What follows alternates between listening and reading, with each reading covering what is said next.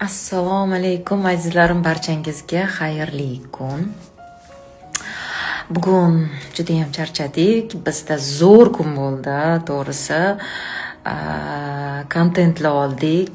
Home account uchun, kosmetologiya uchun va qolaversa sizlar uchun va o'zim uchun. Bu narsalar albatta yaxshi kayfiyat uchun qilinadi, chiroyli atmosferniy videolar uchun va естественно motivatsiya uchun, insonlarni qanaqadir go'zallikka intilishini kuchaytirish uchun. To'g'rimi? Boshqa buni sababi bo'lishi mumkin emas. Demak, nima demoqchiman qizlarjonlar, bugun emas, o'zi har doim, lekin bugun nimagadir juda ham ko'p yozishyapti. O'tirib vaqtim bo'lganda direktda yozganlarga javob berib chiqaman, maksimalni harakat qilaman, ko'zlarim charchab ketsa-da o'tirib hammaga javob berishga harakat qilaman.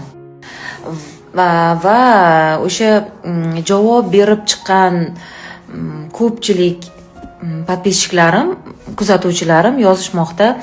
Kattakon rahmat javob berganingiz uchun. To'g'risi o'ylamagandik, kutmagandik, bir tinga olmasangiz kerak, umuman javob bermasangiz kerak. Aynan o'zim yozayotganimdan xursand bo'lishyapti. Esimam ishkil emas, boshqa emas. Ishoninglar, qo'ldan kelgancha biz harakat qilamiz. Har doim javob berishga, lekin ba'zan 10% ga javob beriladi, tasavvur qilinglar, 90% ga javob bera olmay qolamiz.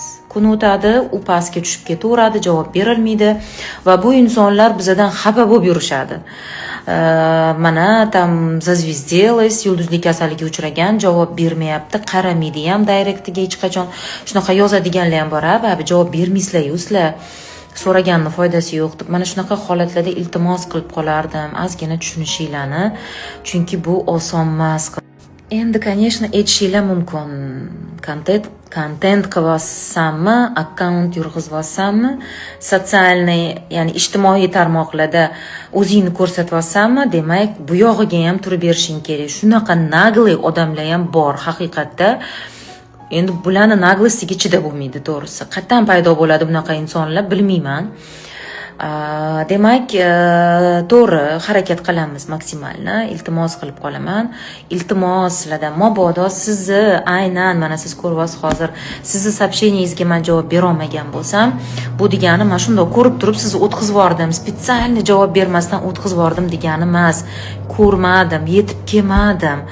Lekin qaysidir joyida yozasiz, aktiv yozavering. Albatta, o'sha tepaga chiqib qolganda soобщение vaqt ajratib ko'rayotganda o'sha javob beriladi. Lekin bu juda ham qiyin, ishoninglar, ko'zlarim og'rib ketadi.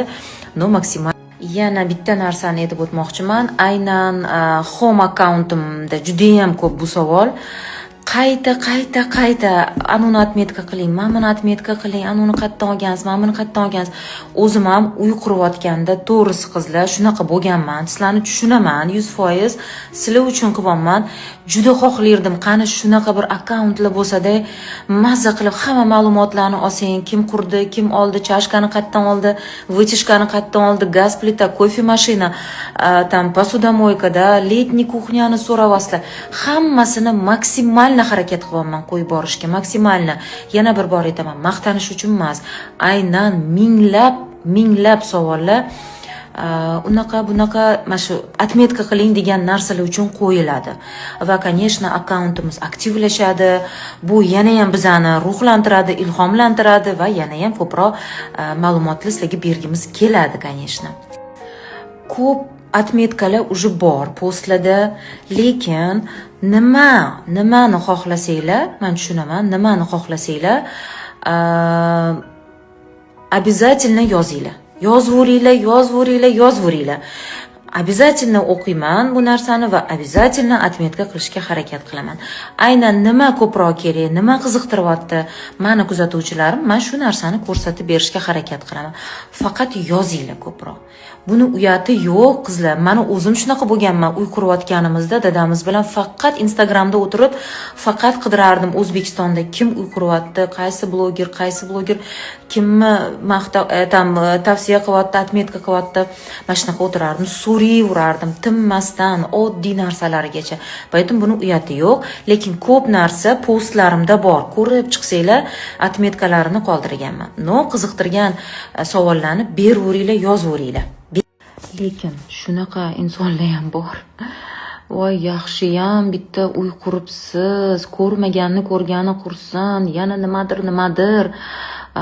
Endi men o'ylaymanki, u insonlar o'zini qanaqadir kuchi bilan, o'zini mehnati bilan, sevgi muhabbati bilan, oilada qanaqadir go'zallik bilan, o'z qo'li mehri bilan yaratmagan hech narsani. Ya'ni Alloh yaratadi, biz bir sababchimiz.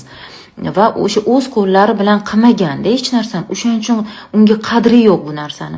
Men uchun bu narsa, masalan, 43 yoshimizga kirib, dadamiz bilan, mehnatimiz bilan shunaqa uy qurganimiz uchun albatta xursandmiz. Umrimizni oxirigacha xursand bo'lamiz va faxrlanamiz.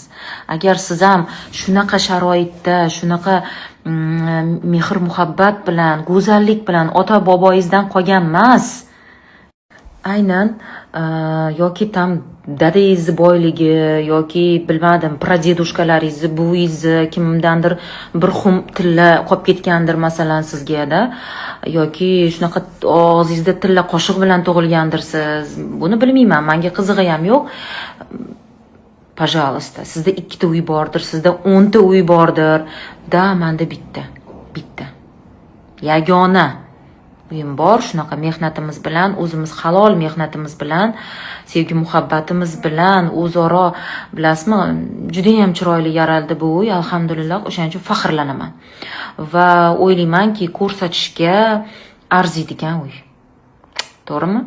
Поэтому давайте mana shunaqa yozadiganlar ming qancha milliarder bo'lsanglar ham, hammamiz ham bo'lganmiz. Hammamiz ham ota-bobolarimiz, ota-onamiz juda ham yaxshi yashashgan, yaxshi uylarda yashaganmiz, lekin o'z kuchingiz bilan siz ham erishsangiz, siz ham xuddi shunaqa ko'rsatgan bo'lardingiz.